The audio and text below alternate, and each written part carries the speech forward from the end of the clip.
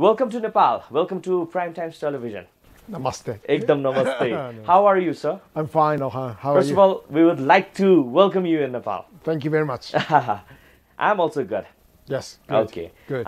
When did you come to Nepal? This time? Yesterday. Yesterday. Yes. So how long will you be staying in Nepal? Again, I'm leaving tonight. Okay. Just like on the 1st of September. Yes. So what is the main purpose of your visit this time? Well, we want to make investment in Nepal. Nepal is a great country, Right. and especially the people are so nice. So we want to. I'm Japanese, and we want to be good friends of Nepal. So within these 3 years, 3 months tenure, this is the second visit of yours in It Nepal, is, isn't yes. it? It is. What is your say on Nepal and the Nepali people? Since you have been saying that Nepal is a beautiful country and the Nepalese are good, isn't it? Yes. So how do you want to connect Nepal and Nepali with Japan? Well, so first of all, Japan have a similar initiative like Nepal to 2020, and Japan has tripled the tourism, international, what we called the Tourists. tourists coming into Japan, inbound, what we call inbound tourism. When is this the same in 2020 or what? No, much earlier. Earlier, okay. It was 3 or 4 years time period, and it was successful that Japan has attracted, and I think that Nepal is going to do the same, and you are going to be maybe more successful if you market right. What was the strategy that time, the Japanese government or the Japanese private sector, to attract the tourists in Japan? Yes. So most famous one is a skiing resort called Niseko. What was successful there is that instead of Japanese managing to invite people, Niseko. Niseko. What does that mean? Niseko is the name of the city, Okay. the town. Originally it was a very small town, but it is probably now most expensive skiing resort in the world. So the reason why it's successful is rather than Japanese manager running the place, the Australian managers started to run it, and then because the tourists in English needed to speak in English, this has been very successful. So rather than Japanese try to do its own, that Japanese has tie up with English native speaking person, and that they invited naturally. And Niseko has been very, very successful. So it wasn't originally intending that way, but it has been turned out that way. So I think that one of the successful places, they have now hired Chinese people to invite more China if you want to invite. And if you want to invite more people from English-speaking country, then you have hired some English-speaking people. That is probably the success of Japanese inbound tourism. So language is the must, isn't it? Language and also customs, right? You need to understand what kind of customs you want to bring it in for those people. So, for example, the tourists from China is so much, they spend a lot of money. So if you put the Chinese in some shops, then that's quite amazingly. Okay. So these are the things which should be kept in mind, isn't it? Absolutely. Yeah, if you want to bring Chinese, probably you should hire some Chinese-speaking person. If you want to get some attraction from Japanese, you should hire some Japanese-speaking person. And there's many Nepalis who has been abroad. So there must be some Nepalis who is fluent in Chinese or in Japanese, and then you can bring them back, and then you can send more people abroad too. How Japan can help to flourish tourism in Nepal? Since we are celebrating, this is the Visit Nepal year 2020, as we have already said. Yes. So I have after my September visit, I have spoken to the Japanese largest marketing advertising company called Dentsu, and they are interested in. They did not know how. Because you see, Nepal is sandwiched between China and India, and there was no direct flight. Now there's a direct flight from Kansai Airport to Nepal. Kathmandu, right. Yeah, Kathmandu, but that's quite empty because people don't know there was such kind of direct flight, for example. But so if you can advertise properly, probably you can fill the airplane much better. So simple things like that, I think that we can help. or maybe you can help. Advertise is the foremost thing to attract the tourists from Japan. Yeah, but advertisement is again many way you can do it. So, for example, if you want to attract young people, right. Of course, Instagram and all this social networks. Social media. Social media is great, and the social media, you don't spend a lot of money, and you can target some certain segment. So, I think that this is going to lead you to think about more digitalized world, digital economy, and you need to think about what we call digital transformation. Nepal for the Japanese people. How do the Japanese people in Japan, they see Nepal and the Nepali culture?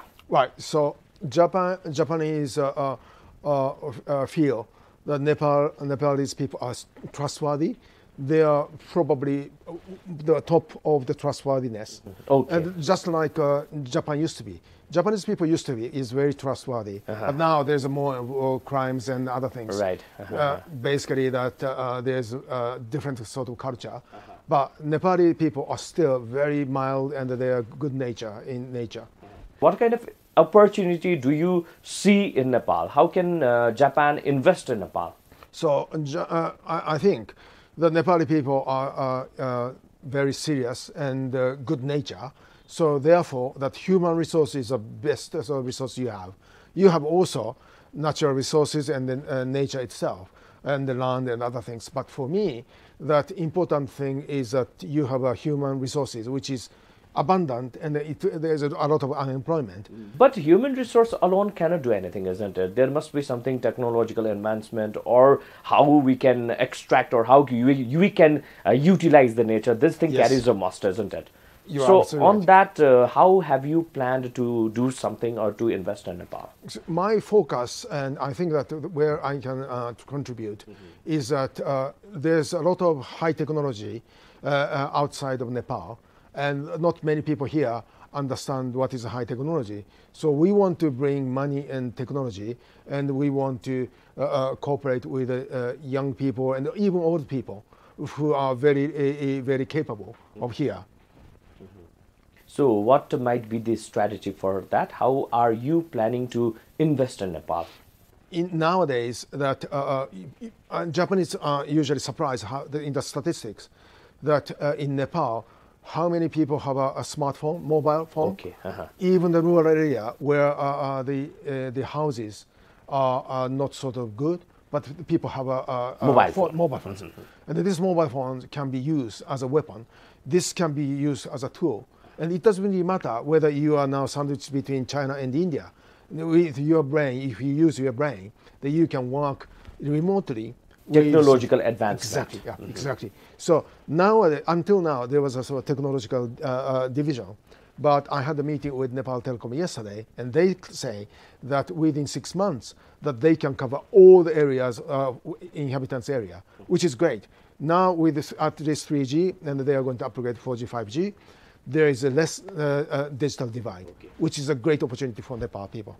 Technology for the development of the country and its people. What is your say on it? It is, yes. Because you see, country is a collection of people, right? So a collection of residents. So if the literacy of digital and then people can be weaponized with digitalized tools, then you can, just like old days, when the car comes in, and then or some kind of bulldozer comes in, some people say this is not good because there is a less sort of labor usage. But that's not what it's all about. The smartphones, and the mobile phone and network is the same. You can use it if you use it cleverly, then that should be good. If you use it wildly, then that's going to be dangerous.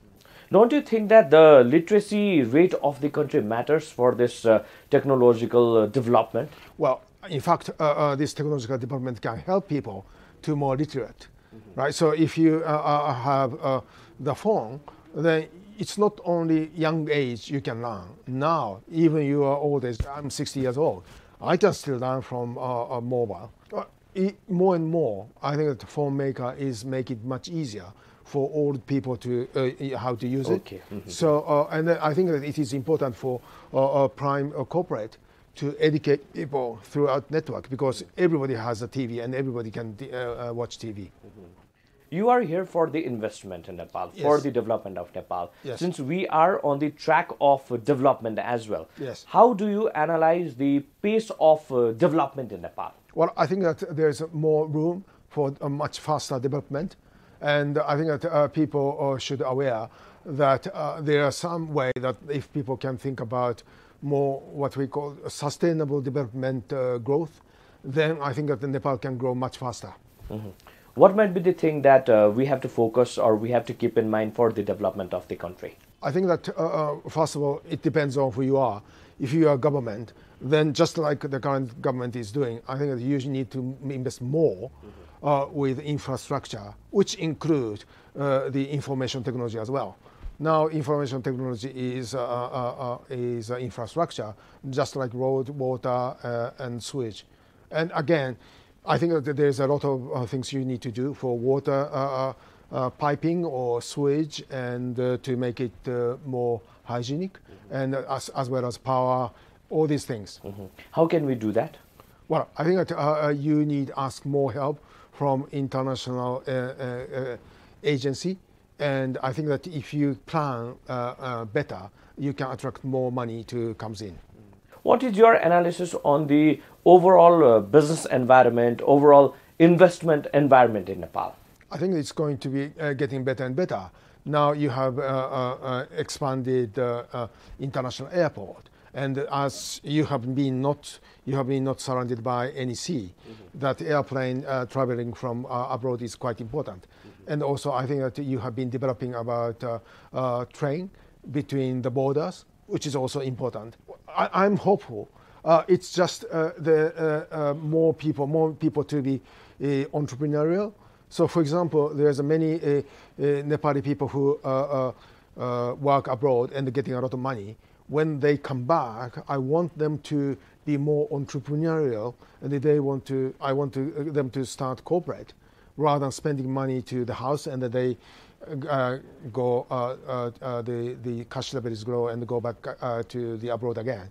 That's not really good cycle. I think that if they can make money fast, I think they can borrow money from banks or international aid agencies, and that they should start some business. And I think that they can. How important is entrepreneurship? It's very important. Entrepreneurship is is rare and important everywhere. And I think that the reason why Japan was successful in the 80s, when the bubble period comes, there's many entrepreneurs. After that there's less entrepreneur, and then the famous places are like Bay Area in San Francisco. Again, there are many entrepreneurs, but not only entrepreneurs, but also some bankers need to be supported. And unless you have some kind of money, it is very difficult for even entrepreneur to start business. So, how has Japan drafted a policy to enhance entrepreneurship in Japan? What kind of policy it has drafted? Well, I think that Japan is still struggling to draft itself, but Japan has this program through JICA, which is one of the largest aid agency, who I had a meeting with them, and they have a plan to give money to those Nepali people who come back from abroad and who has some money, and if they are interested in building the business, they are happy to give the technical assistance as well as money. Let's talk something on the policy, because for everything, policy drafted by the government is the foremost thing, isn't it? Yes. So what kind of policy that we need to draft to attract the foreign investment in any sector? It might be tourism, or it might be technology, or whatever. Yeah, well, it depends on the industry, but across the industry-wise, the most important incentive for foreign investment is that if you have a tax incentive, right? So if you create some economic free zone and make people to say that this industry Nepal want to emphasize, we are happy to give you 10 years tax-free system for corporate tax, or something like that. That is going to attract a lot of people. So I think that used to be that there was 80% of the cars are Japanese in here, but Japan didn't find it many attraction in Nepal. So I think they left, and there's right. very less and less cars. But I think that car industries are struggling. So if you want to bring a car company like Toyota to come in, then you can negotiate with some kind of tax advantage. So on this backdrop, do you think that Nepal is a fertile land for investment? You are right. Yes, absolutely. So I think that it's both agriculture as well as fish farming. There's to me, high quality agriculture products and fish farming. I think that you have a great sort of nature, great environment. But people, they are a bit detached from the agriculture sector in Nepal. It is, yes, and that's sad because I think that you have a lot of arable land you can cultivate, and some of the land you have is you can grow the organic, basically sustainable organic products, which can command 5 times, 6 times more price than non-organic compared with non-organic products. Tell us something about Japan, how Japan has focused on the agricultural sector. Japan has, just like Nepal, the area which we can use for land is limited. Therefore, that people have to focus how they can produce high value added agriculture products.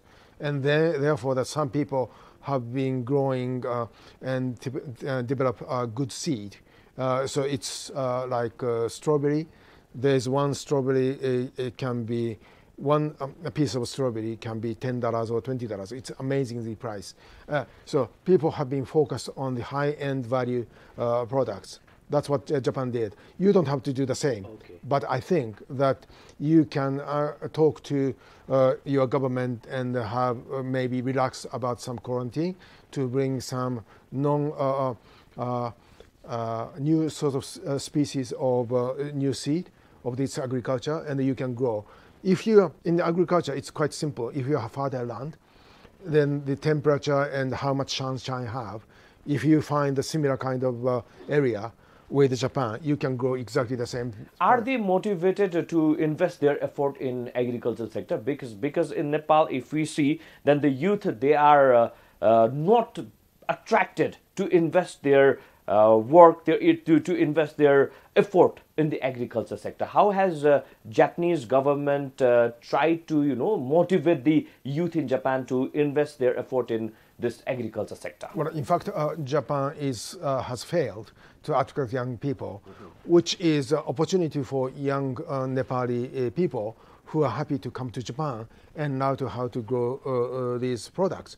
Because you see, all the Japanese agriculture area, especially in the fruit industry, high-end fruit industry, the average age of the farmers is over 70, which they cannot do it. So if anybody is coming from Nepal and say they want to learn and they want to help them to grow, they are very happy to teach their secrets of how to grow the high-end products. Okay. And after that, obviously, it's easier and much more effective if you bring the same technology and the same seed from Japan to here and grow it in a much bigger scale, and you can make a fortune. Mm-hmm. So, at last, we are running out of time. Yes. So, what shall we expect from you? Well, there's two things. I still am hoping that I can find a place. Are you optimistic? I have to be optimistic. The businessman has to be both optimistic and pessimistic, right, in the sense that we have to be very careful of how to allocate money. But at the same time, unless you are hopeful of the future, that you can not make any investment. And here, I think it's a great time to make investment in digital economy, because it is such underdeveloped. I think that the leapfrog you can make, which is going to be the big return for investor and for the people. How can it support the people in Nepal? Digital economy. Okay, so I think that if you plan properly, then you can catch up with Estonia, okay, which is one of the most advanced digital transformed country in Nepal. Thank you so much for your wonderful opinion and your insightful thought. Well, Lohan, thank you very much for inviting me again. Well, thank you so much, sir. Thank you. तपाईहरुलाई पनि धेरै धेरै धन्यवाद आज हामीलाई साथ दिनुभएकोमा हेर्दै रहनुहोला prime times television. नमस्कार।